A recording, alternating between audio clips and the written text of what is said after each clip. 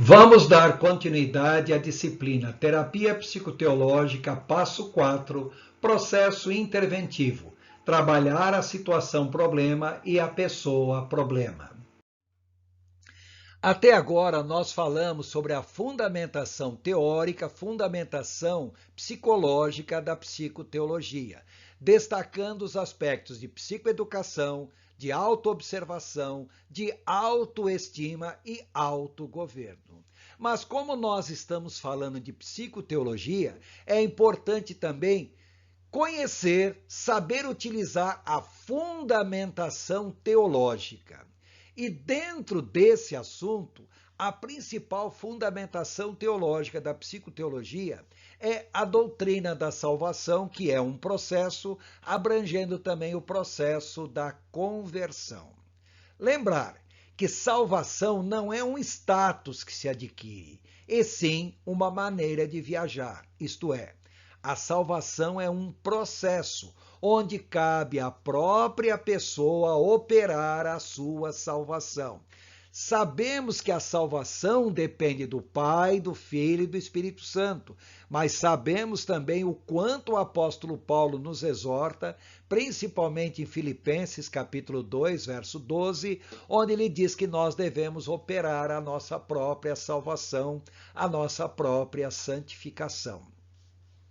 Mas lembrar que uma vez que a pessoa se converta e passe a ser um salvo em Jesus Cristo, a pessoa passa por uma profunda mudança de vida, pois suas crenças e valores são profundamente alterados. Mas isso não a isenta de cometer erros e falhas, como o apóstolo Paulo deixa bem claro em Romanos capítulo 5, verso 19 e 20, onde ele mostra que a pessoa adquire uma nova natureza, um novo esquema mental. Mas a pessoa não perde sua velha natureza, seus velhos esquemas mentais, que continuarão existindo e que continuarão a entrar em choque com os novos esquemas mentais que estarão em formação.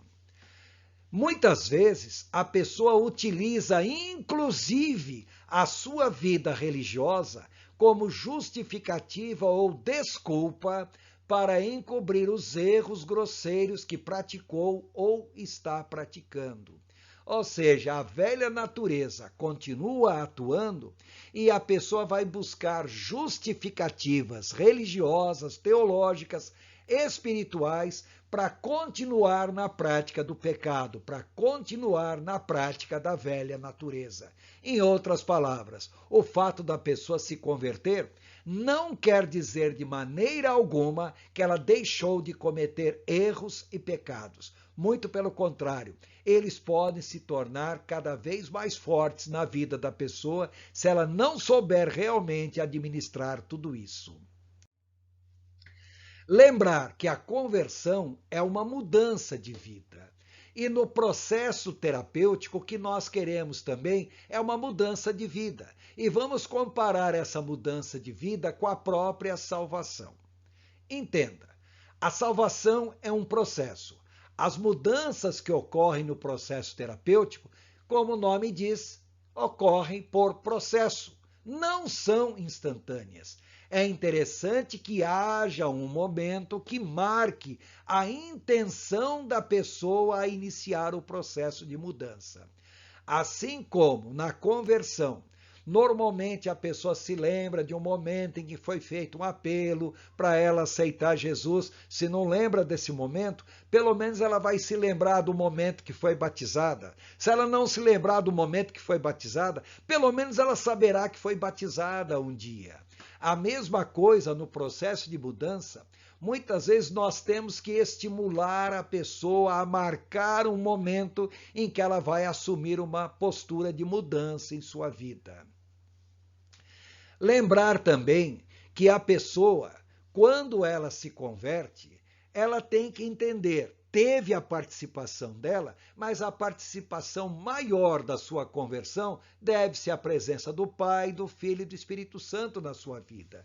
Então, no próprio processo terapêutico psicoteológico, é importante que a pessoa creia que Deus ajudará em todo o processo da mudança. Mas lembrar que a responsabilidade maior pela mudança compete à própria pessoa em si. E lembrar também que, assim como muitas vezes uma pessoa, ao se converter, fica com velhos hábitos dos quais é muito difícil se livrar, quando uma pessoa está num processo de mudança psicoterapêutica, ela pode criar várias muletas psicológicas, ou seja, desculpas para falhas de caráter, desculpas para comportamentos disfuncionais, e pode apresentar também os chamados problemas de estimação, que de alguma maneira trazem algum benefício para ela. Quando isso acontecer, e com certeza vai acontecer, a pessoa precisará ser confrontada quanto às suas crenças centrais e até mesmo com relação à sua fé religiosa, porque a sua fé deve estar ali para ajudá-la e não para justificar erros. Lembrar que muitas vezes a própria fé religiosa pode ser uma fonte de doenças e comportamentos disfuncionais. Então, entenda, estamos associando a mudança de vida no processo terapêutico com uma mudança que ocorre num processo de conversão. É uma comparação para se entender melhor como esse processo de mudança de vida deve ocorrer. Além disso, temos que ter em mente que qualquer mudança que nós venhamos a falar de vida, a mudança deve ser realizada dentro daquilo que nós chamamos de uma ética cristã, de um princípio de comportamento cristão. Repare que Jesus, quando ele falava sobre comportamento, ele sempre está destacando relacionamentos, porque os nossos comportamentos existem em função de outras pessoas, como nós nos relacionamos com elas ou como nós nos relacionamos com Deus. Observe aqui Mateus 22, versos 37 a 39. Respondeu Jesus: ame o Senhor, o seu Deus, de todo o seu coração, de toda a sua alma e de todo o seu entendimento. Este é o primeiro e maior mandamento. Mas ele acrescenta: e o segundo é semelhante a ele. Ame o seu próximo como a si mesmo. Não adianta uma pessoa falar que ama a Deus se odeia o seu próximo. Como é que nós vamos amar a Deus, a quem nós não vemos, se nós não conseguimos amar o próximo, a quem nós vemos? Veja, 1 João capítulo 4, versos 20 a 21. Se alguém afirmar, eu amo a Deus, mas odiar seu irmão, então esse alguém é mentiroso. Pois quem não ama seu irmão a quem vê, não pode amar a Deus a quem não vê. Ele nos deu este mandamento: quem ama a Deus, ame também o seu irmão.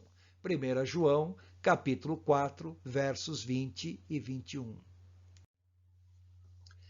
Ainda quando nós falamos em ética cristã, muitas vezes a pessoa pensa em comportamentos manifestos. Mas a ênfase da ética cristã não é o comportamento manifesto, mas a mudança interior que a pessoa passa.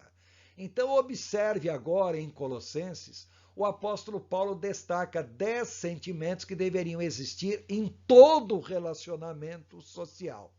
Ele diz: portanto, como povo escolhido de Deus, santo e amado, revistam-se, vistam-se novamente, e novamente, e novamente. Estejam continuamente se revestindo do quê? De profunda compaixão. Algumas versões da Bíblia dizem misericórdia.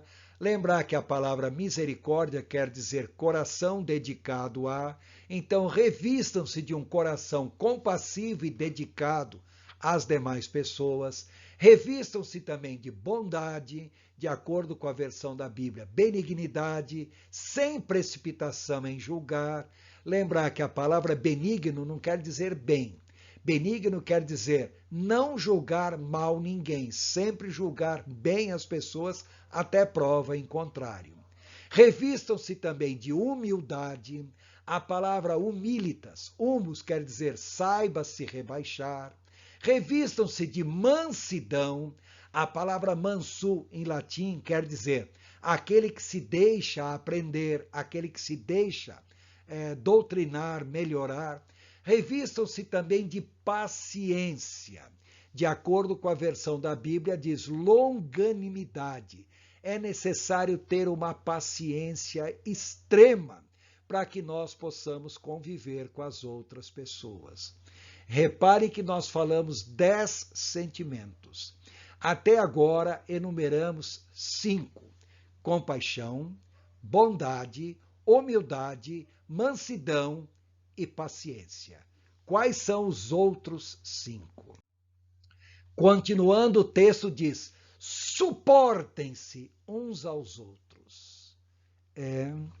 Para nós convivermos com as demais pessoas, nós vamos ter que aprender a nos suportar. Vamos ter que aprender a engolir muito sapo. E muitas vezes vamos ter que aprender a engolir não somente o sapo, mas todo o brejo onde o sapo está e tudo mais que tem naquele brejo. Então tenham uma tolerância extrema à falha dos outros. Aprendam a perdoar. Lembrar que a palavra perdoar vem do latim perdonare, que quer dizer perder. Então saibam a não fazer cobranças. Então perdoem as queixas que tiverem uns contra os outros, perdoem como o Senhor lhes perdoou. Então reparem que acima daqueles 5 sentimentos mencionados anteriormente, o apóstolo Paulo agora coloca, acima de tudo isso, esteja o suportar, o perdoar, e ele acrescenta, porém, revistam-se de amor. A palavra amor quer dizer ad mors, até a morte. Aprendam a dar-se completamente, porque o amor é o elo perfeito. Se conseguirmos tudo isso, bom, a paz virá sobre nós, mas mais do que isso, independente de conseguirmos tudo isso, também temos que buscar a paz. E o apóstolo Paulo acrescenta que a paz, que é o objetivo maior de todo relacionamento pessoal, que a paz de Cristo seja o juiz em seu coração, visto que vocês foram chamados para viver em paz, como membros de um só corpo. E ele acrescenta agora um 10º sentimento. E sejam agradecidos. Aprendam a agradecer. Agradecer entre si, agradecer a Deus, agradeçam por tudo. Olha, se você não gosta de lavar louça, por exemplo, aprenda a lavar louça dando ou sorrindo, porque isso significa que você teve o que comer.